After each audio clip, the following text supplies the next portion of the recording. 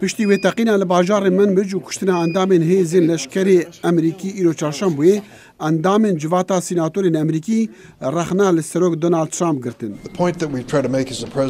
تشتی مدخواست بیجین او بو راگهاندنا سروکی جبو وکشان ددمسی روژاندا جسوریا خطر اون دجه خدا بو. خطر بو جبو گلکزان وکی شروانین کرد که با امریکیان را دمک دریج شر ترور دکن. دوید ام نقشه باش دارشتی خواه وکشین دا که دستدار جناب نچید به تایبه جبو هف پیمانین ما. لشکری امریکی دبیجا لدم تقینی او امریکی د ارککی نوبداری دا بون لور. آژانسا کردیا هواریا پیامان رادگهینه کو سه امریکی هاتن کشتن لدروی خوارنگه که باجار منبج.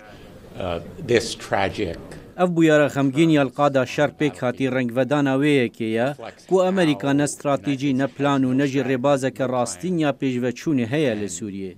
خطری لسرهزین مزیده دبه لسوریه تنجبر کو به پلانی و کماسین استراتیجی هنه. اف وکیشان ابلزو به پلان و به استراتیجی هزین ما دخند خطره دا.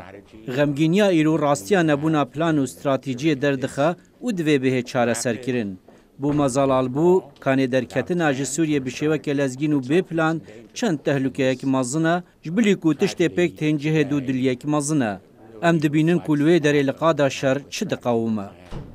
لگورا چافدریا مافی مروفین سوری بنگه لندنه تقینه 16 کس کشتن 9 سیویل دنافواندنه.